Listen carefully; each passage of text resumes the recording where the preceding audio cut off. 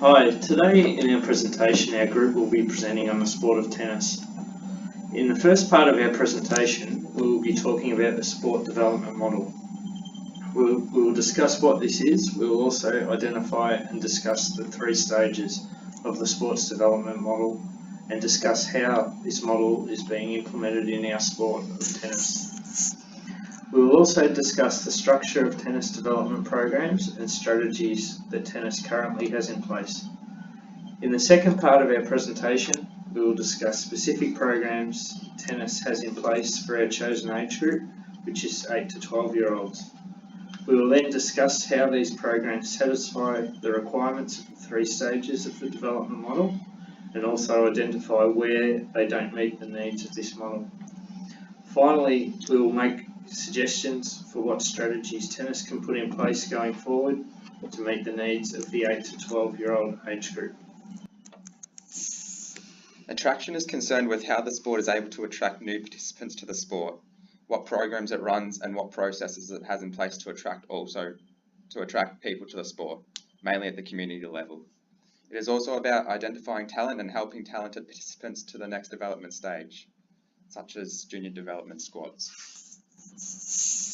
Retention is concerned with how the sport transitions talented participants from the social level to the semi-professional, professional level.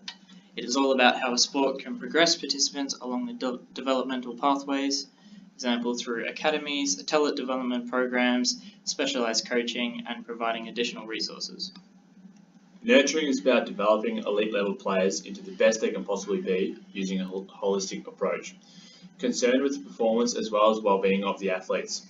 In order to nurture the athletes so they don't drop out, which would be a really big waste of resources and time that they have gained through the development levels. The attraction stage is primarily concerned with creating awareness of the sport in order to attract participants, as well as nurturing those participants who are identified as future elite performers of the sport.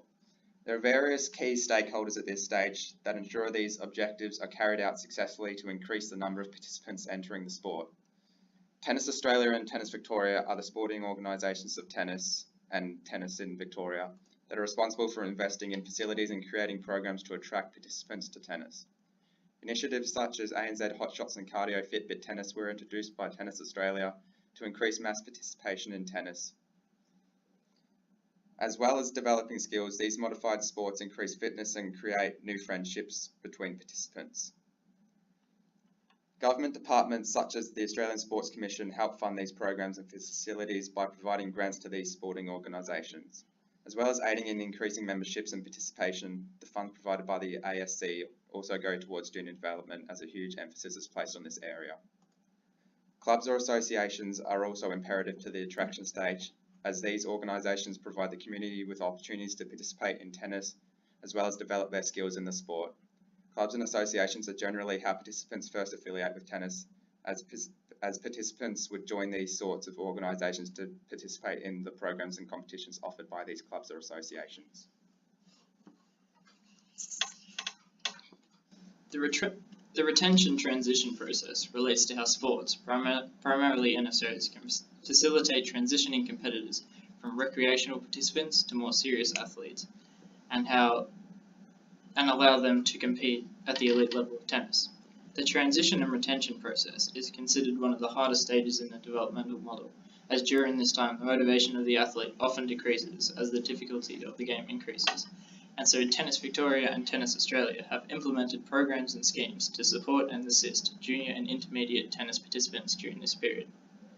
Tennis Victoria attempts to retain competitors through programs which support and nurture highly ranked junior players through training, coaching and guidance, as well as through national and regional academies which offer support and training to encourage athletes and assist them in reaching their full potential by involving them in specialised programs as well as having assigned private coaches.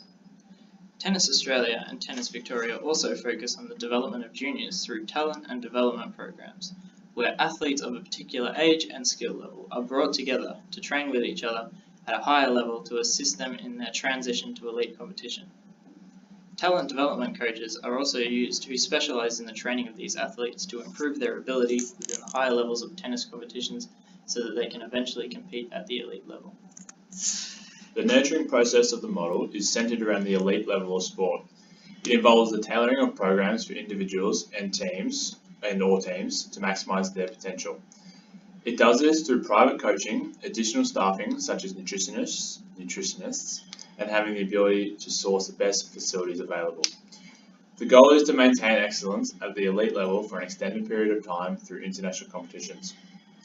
If successful, the retired athletes will then funnel back into the attraction process, hoping to spark new interest and in the sport and attract more players. Through the federal government funding, the aim is to perform well at international events. Athletes are also well funded as their talent is useful, and to churn through these athletes would be a waste of resources. Tennis Australia sources the best young talent to offer scholarships and training to inevitably assist them in going pro. In this part, we will talk about the processes that may be implemented by tennis sporting organisations to attract participants that are in the 8 to 12-year-old age bracket. To be able to attract participants between the ages of 8 and 12 years, the sporting organisations must have a vast amount of knowledge on what makes young children want to participate in the sport and what barriers prevent kids from participating in the sport. Tennis Australia and state sporting organisations for tennis must realise that these young children do not possess the same level of hand-eye coordination and motor skills that the older population have. So this may mean that the sporting organisations have to design and develop programs that are appealing, fun and easy to participate in. Parent or guardian involvement is also a driver for younger children participation.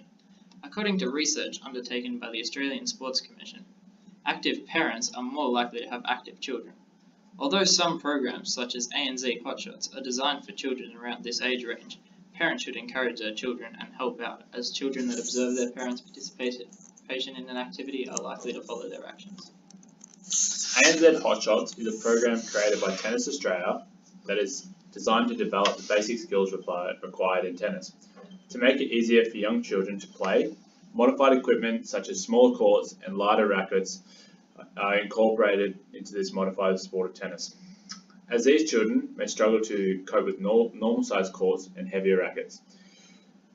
As well as their developing basic skills, the children may also develop strong friendships with other participants, expanding on their social skills.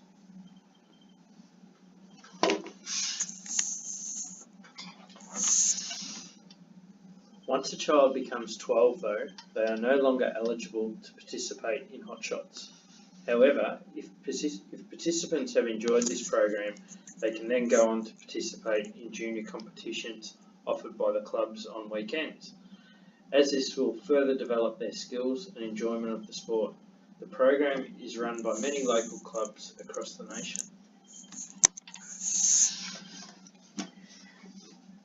In conclusion, for the most part we believe tennis is doing a good job implementing modified gameplay and trying to customise tennis to the needs of young children to encourage more participation at this level.